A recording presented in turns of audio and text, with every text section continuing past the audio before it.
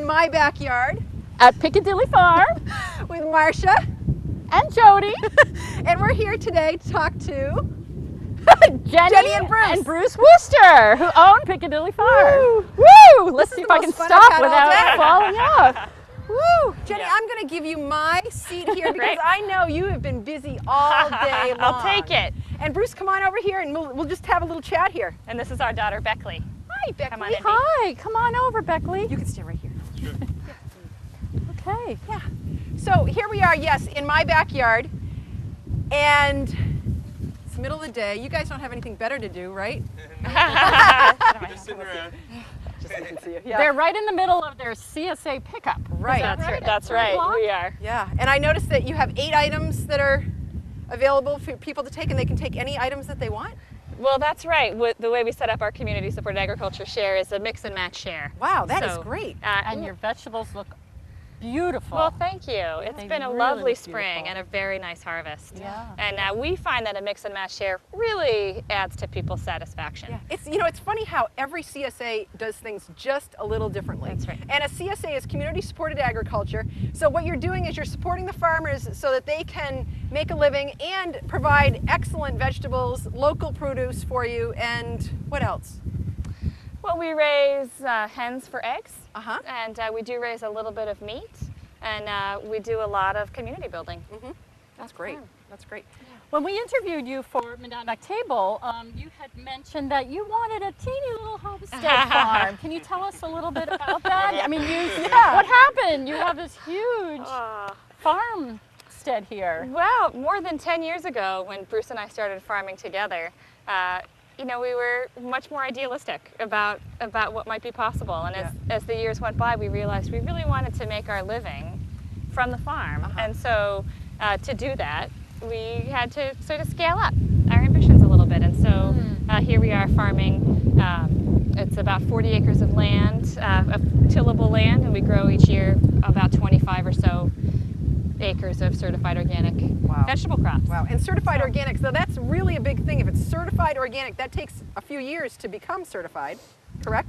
3 years, 3 of years. a transitional period, yes. Yep. So we're already 3 years beyond the 3, so Yeah. 6 years into it now. And tell us about this land here. Was this originally a dairy farm? Is that right? Would you like to, It Bruce? it has been in dairy production for a long time, and previous to us, Albert and Judy Hudson were farming here, and we purchased the farm from them, and they're still living right around the corner, and Albert helps us out quite a bit with equipment and various special projects, and Judy gives us moral support, and we still see their families, and it's a wonderful connection. So it's really community. Yeah. Yeah, that's It great. is. That's great. And it's here in Winchester, but at South Parish Road, I have never been down this road. I've heard of it. I have a friend that lives on this road, but I've just never been this way. But this is a beautiful location. It's not the typical Winchester that you all hear about. It's beautiful. I think Winchester is really coming around and turning itself into a place that everybody wants to live now.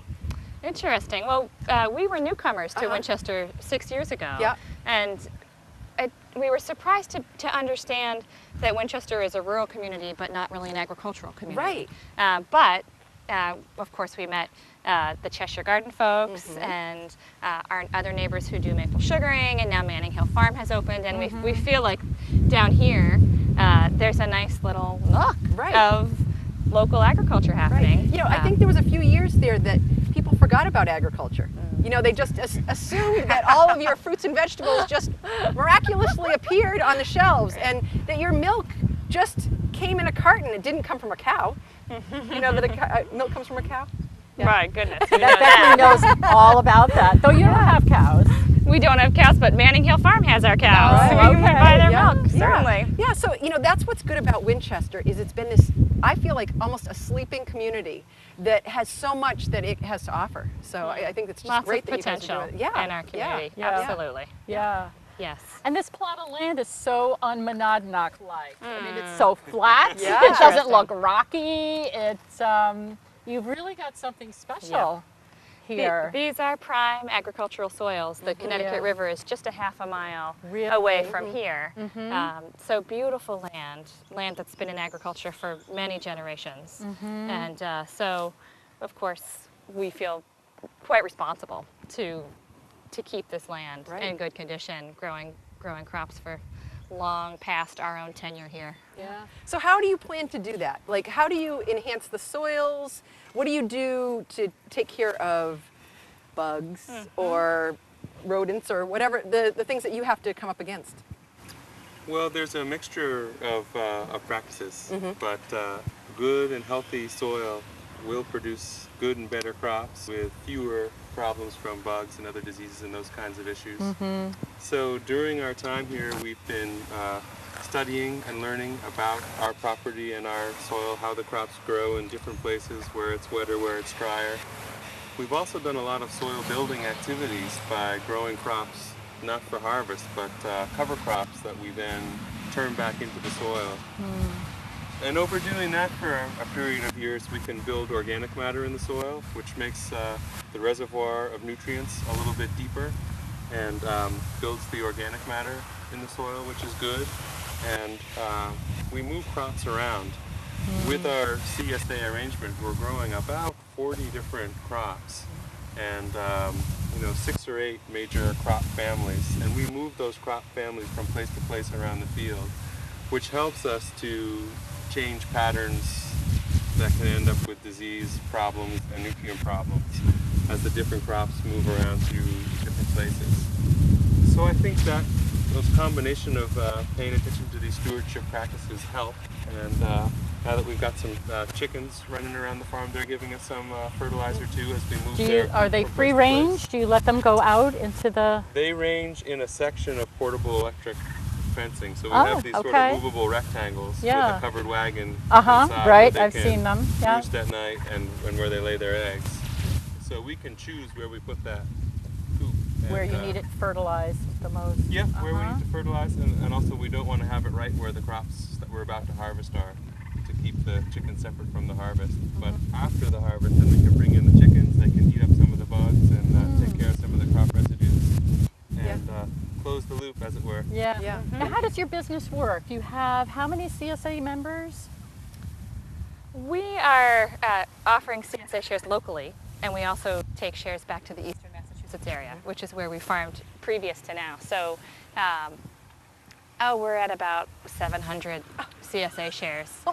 About a third of them local, Right. and 2/3 of them in eastern That Massachusetts. is amazing. That's a And, lot of people that you're providing an excellent product for. A lot of shareholders with a good-sized, dedicated work crew as well.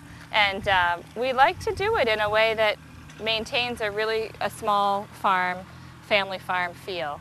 So Bruce and I are running the show day to day, and we do a lot of small-scale events, really fun here and in eastern Massachusetts, potlucks and hay rides here and things like that to really sort of get the message across to the group of shareholders who are eating our food. This is just us, a family and a handful of folks doing our best to grow good, healthy food here, and we feel very well supported by our group of shareholders, both here and in eastern Massachusetts. So it's been a lot of fun to build our business. I can add, we keep in touch with everyone via newsletters, which we send out through electronic mail. Excellent. And then we also have some paper copies here at the farm.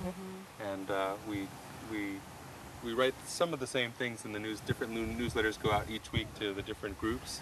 And a lot of it we can cut and paste some of the same text, but then we also write, a special, tailored, specific message for who's getting that produce on that day.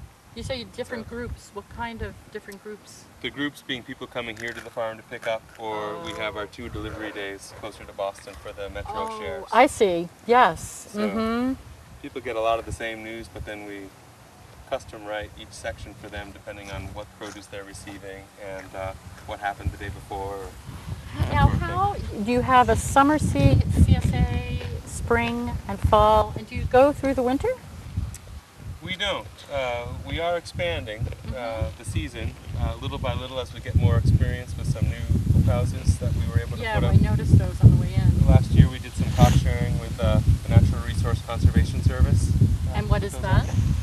That's a branch of the government, a branch of the USDA, and they have a program where farms and farmers can apply and do some cost sharing to enact good practices, like for us putting up these hoop houses, which will allow us to extend the season and do a better job of growing some of our crops under cover rather than out in field areas that may be subject to erosion or other kinds of stewardship problems.